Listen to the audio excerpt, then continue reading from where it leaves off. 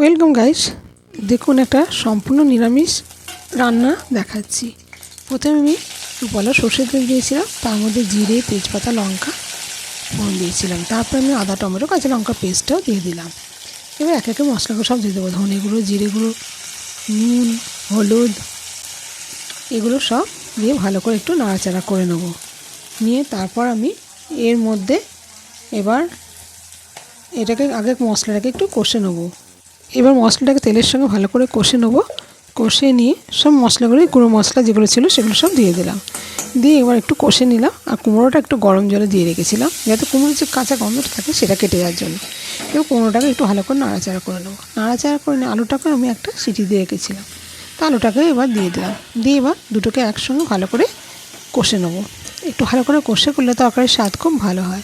তো যাই হোক, এবার 2-4টা মটরশুঁটিও দিয়ে দিলাম। এবার এটাকেও ভালো করে মিশিয়ে নেব। মিশিয়ে নিয়ে একটু ধনেপাতা কুচি দিয়ে দিলাম। দিয়ে এবার একটু নাড়াচাড়া করব। নাড়াচাড়া করে নিয়ে তারপর আমি জল দিয়ে দেবো। এতে এখনও বাকি আছে, এটা মিষ্টিটা আমি দেবো গুড়, আখের গুড়। তা কুমড়ো তরকারিতে আখের গুড় দিলে খুব সুন্দর স্বাদ হয়। তা আপনারা চিনিও দিতে পারেন। তো যাই হোক, আমি আগে জলটা দিয়ে দিলাম। একটুখানি ফুটবে, যেহেতু এগুলো তো কাঁচা ভাবটা রয়েছে, একটু গন্ধটা না কাটলে, আর গুড় দিলে তো একটু মিষ্টি জাতীয় জিনিস হতে দেরি হবে, সেই জন্য ফুটে গেছে। গুড়টাকেও দিয়ে দিলাম আর একটু গুঁড়ো লঙ্কাও দিয়ে দিলাম। দিয়ে এবার এটাকে ফুটতে দেবো। আমি এতে কোনো কাশ্মীরি লঙ্কা বা কিছু ব্যবহার করিনি।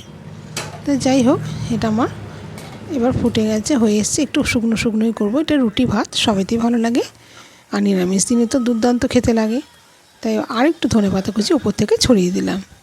দিয়ে এটাকেও একটু নাড়াচাড়া করে নিয়ে আমি নামিয়ে ফেলবো। নিয়ে এটা আমি গরম গরম সার্ভ করব। তা কেমন লাগলো রেসিপিটা আপনাদের? যদি ভালো লেগে থাকে তাহলে চ্যানেলটাকে সাবস্ক্রাইব করবেন, আর পাশে থাকবে লাইক কমেন্ট করতে ভুলবেন না। আশা করি আপনাদের এরম ধরনের রেসিপি আমি, যদি আপনারা চান, তাহলে নিশ্চয়ই দেখাতে পারবো। এইটুকুনি আমি আশা রাখি। বা আপনারা যদি আমাকে রিকোয়েস্ট করেন, তাহলে নিশ্চয়ই দেখাবার সাধ্য মতন দেখাবার চেষ্টা করব। তা দেখুন, যদি রেসিপিটা ভালো থাকে আবার এরকম করে ট্রাই করে দেখুন। দুর্দান্ত খেতে লাগে। খেয়ে তারপর বলবেন যে কত সুন্দর হয়। দেখুন, দেখতেও কত সুন্দর হয়েছে।